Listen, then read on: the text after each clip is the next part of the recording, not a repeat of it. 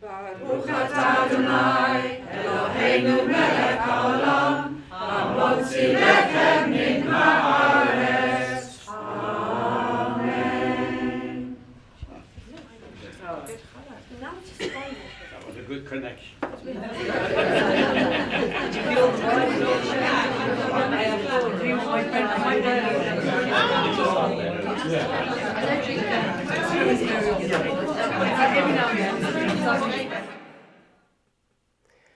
I realised that I was different from a very young age. I think it was probably about 7. In terms of my sort of developing sexuality, I used to have sort of, I suppose, sexual encounters. I mean, children do explore sexuality at a very young age. I remember a girl with whom I went to our religion school at the synagogue I was at the time, and I couldn't have been older than 7. And on Sunday afternoon, sometimes we'd go to bed together. So I had a sense of that as a child. I tried to do boys. I did boys from 12 to 14. In fact, I was the first girl in my class to have a boyfriend. And then on my 14th birthday, I said, never again. So I went to university on clearing, to Essex University. And meanwhile, I actually got married. And you might say, well, that's a very odd thing to do. But, when you were talking about a time before there were lesbian and gay people out there in the street, okay? So it didn't seem to me an option. So I met him in June 73. We got married in March 75. That's 40 years ago. But of course it couldn't last because it was, I was just trying to sort of, in a way, sort of get a solution for myself, a personal solution, but it couldn't be a personal solution because it was not being true to who I was. And one morning I woke up and I said, no, I can't do this anymore. And my husband went to work and I rang my mum, who lived about 3 miles away. I said, Mum, you've got to come round here right now. Drop everything. So being a good mum, she dropped everything. And I told her. And being a good mum, she said, well, if this is who you are, you've got to do it. Sam Gavin. Yeah. Oh, sorry. 1 minute. Just to remind you that it's 2 weeks to the opening of our synagogue. So it's all getting very, very exciting. You can come from 10 o'clock onwards that day, and it's going to include not only the activities of the day, but a tour, if you want to look around the building during the day as well. And I think you will be amazed.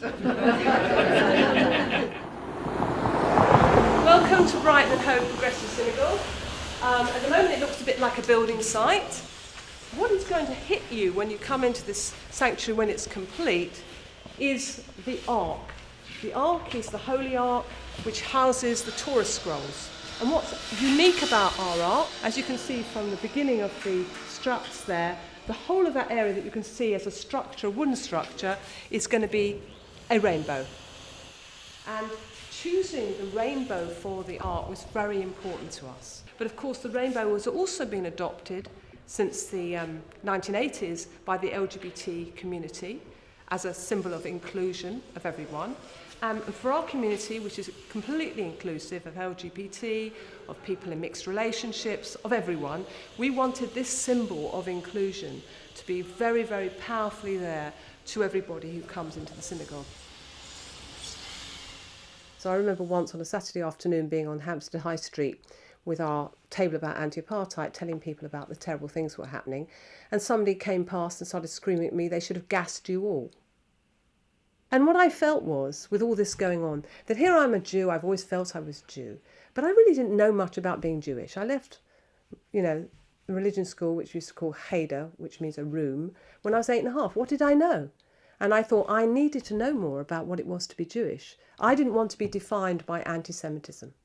And I thought, maybe arrogantly, that maybe if I got involved in Jewish life, I could do something about all these things. I could do something about making sure that people had a better understanding of Judaism and Jewish life and Jewish teaching. I could do something about, gender politics and the way in which Judaism emphasised that men did everything and marginalised women, etc.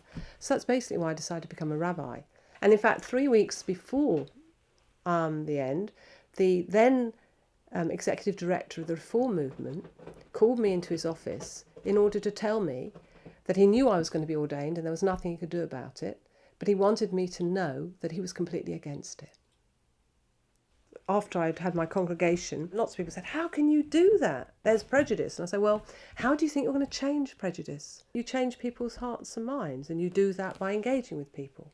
And you do that by doing a good job and being alongside people and understanding that if people have got prejudiced attitudes, it's because they don't know and they're scared and they're fearful and they don't have knowledge. So instead of making a big fuss about that, you help them to go on a journey. And I think I've helped the congregation to go on a journey.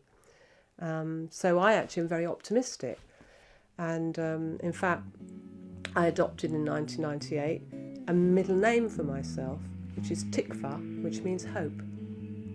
So I'm a great believer in hope.